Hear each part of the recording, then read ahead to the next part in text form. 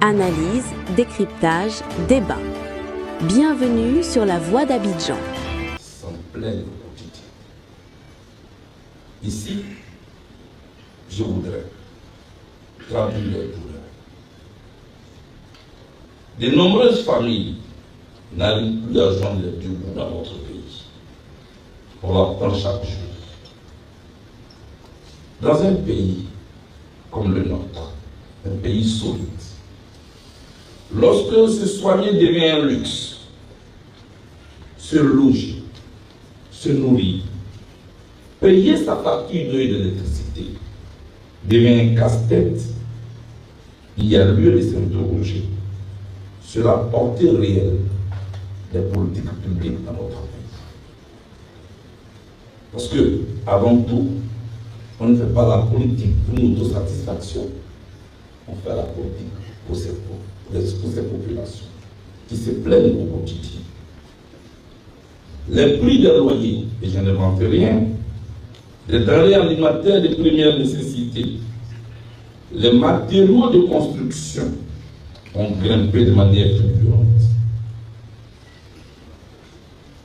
Avoir un emploi pour les jeunes est un véritable parcours de combattant. Quant aux jeunes entrepreneurs, ils n'arrivent pas à décoller face aux charges fiscales. Ne parlons pas des paysans qui font du mal à vendre leurs produits locaux. À ce sujet, je voulais faire un petit commentaire. Parce que souvent, quand on parle en Côte d'Ivoire, tout le monde voit tout en politique. Moi, je suis planteur. Et je suis fils de planteur.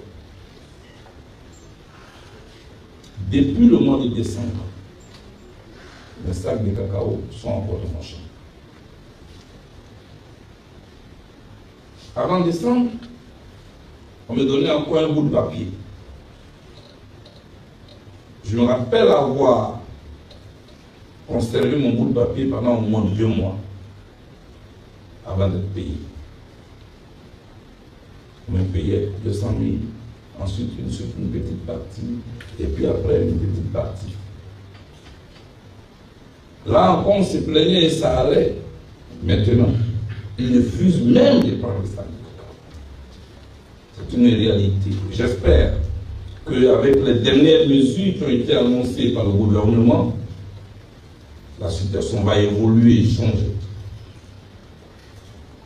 Je l'espère pour tous les Ivoiriens, mais excusez-moi, sans être égoïste et individuel, je l'espère pour moi aussi.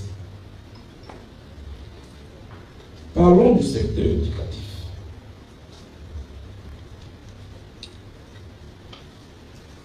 C'est une lapalissade d'affirmer que notre école fait face à une véritable crise de l'apprentissage.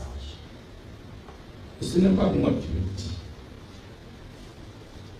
L'UNESCO et la Banque mondiale estiment à 83% le taux des élèves qui sortent du cycle primaire sans avoir ce que j'appelle les fondamentaux, c'est-à-dire savoir lire, savoir écrire et savoir calculer. On me dira encore, ça c'est l'UNESCO, ça c'est la Banque mondiale. Mais venons dans notre pays. Au cours de l'année académique 2024-2025, la direction régionale de l'enseignement à Azopé s'est vue contrainte d'exclure 1300 élèves de la classe de 6e pour inefficacité. Parce qu'ils ne savaient pas lire correctement, écrire correctement et calculer. Mesdames et messieurs, chers amis, je parle de notre école. Je parle de la base.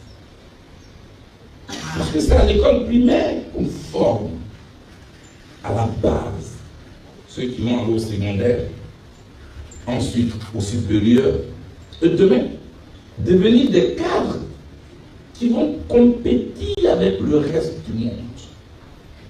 Je n'ai pas besoin de vous dire les exigences du marché de l'emploi.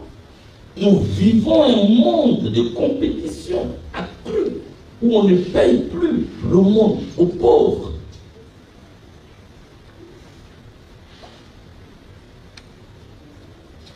Ces chiffres-là nous interpellent tous. Au-delà de notre appartenance politique, de nos ethnies et de tout ce que vous savez, nous sommes parents d'élèves. Nous sommes Ivoiriens. Et on parle de notre école primaire. La question d'Azopé que je viens d'évoquer est même peut-être la partie visible de l'iceberg.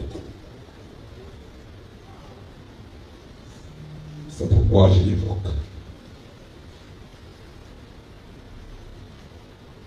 Chers amis, je vous ai parlé de logement. Je vous ai parlé du prix des denrées alimentaires de première nécessité. Je vous ai parlé des factures d'électricité et d'eau. Je vous ai parlé du quotidien des Ivoiriens. Je ne vous parle pas des militants. Les Ivoiriens sont pleins. Notre peuple, il pleure. Il se sent abandonné. Il subit, mais il se contient.